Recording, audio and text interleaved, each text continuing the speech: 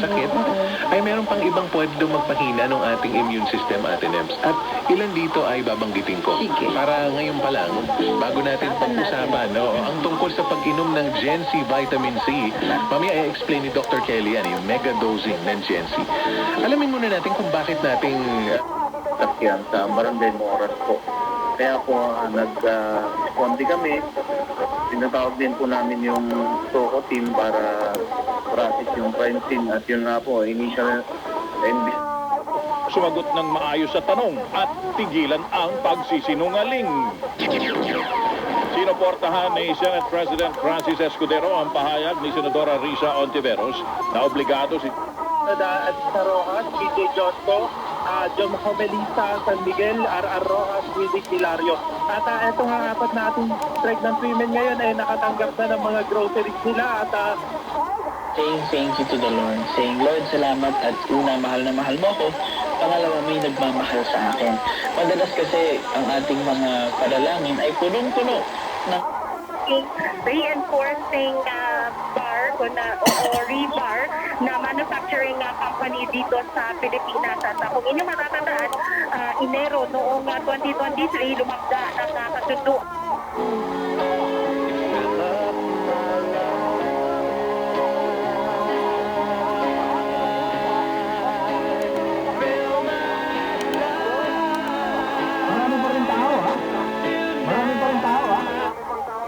Na may market value na 10,200 pesos.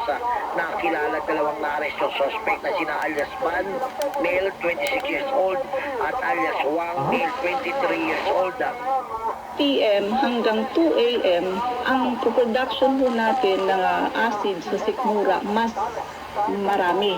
Kaya ho ang may mga ulcer na tumatakbo sa ospital, usually ho nasa likod ng pamamaslang. At yan ang News Scoop, Kim Gomez, nagbabalita ng tama, naglilingkod ng tama. 5 taong gulang.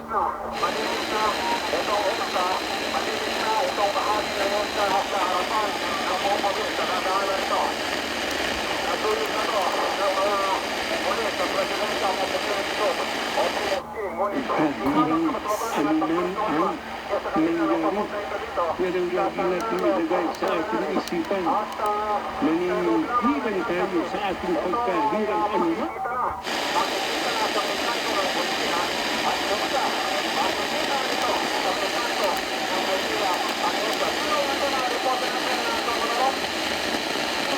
okay. Sige, si Aura. Okay, magmula din sa naka-vantage point natin.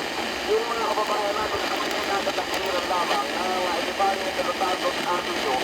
Ngayon, ang nagsitawin na at Anong gusto mo? Wala kang kinikita?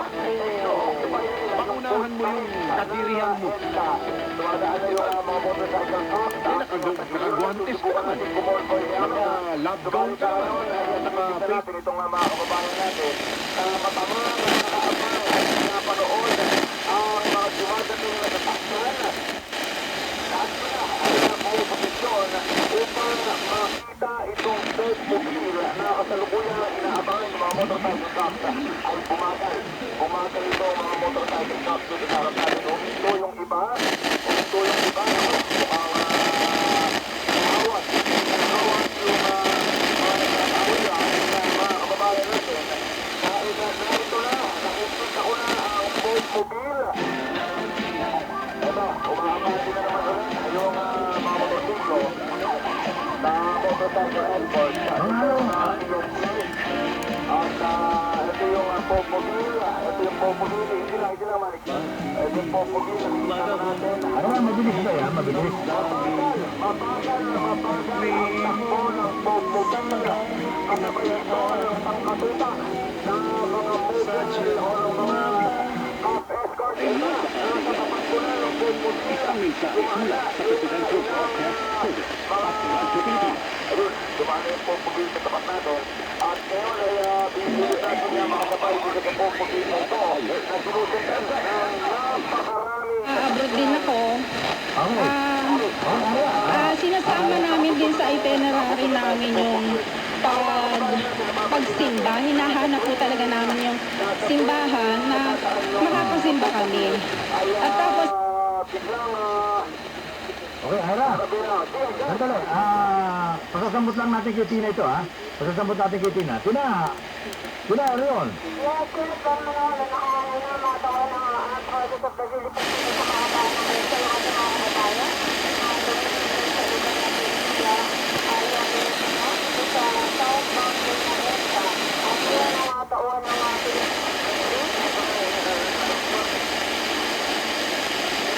Tina.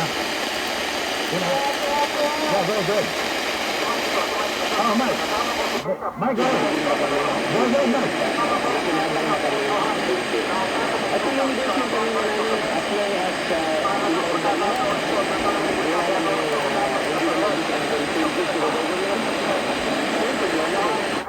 Ibalisakan na malaki rin ang naiambag ng mga proyektong pang-infrastruktura at pabansang pabahay para sa Pilipino program sa pagbibigay ng trabaho sa mga kababayang Pilipino.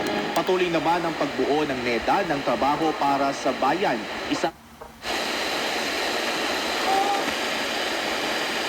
Mike, medyo sumagot. Mike. Masumasin na sa atin. Mike.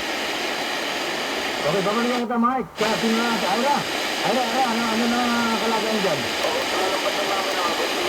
Malalampas lamang namin ang Buendia Avenue. Ang lumampas na ito ang automobile at dito sa Buendia Avenue ang dito yung nagkaroon ng konting pagsisikip ng traffic dahil na ito ang pinapansin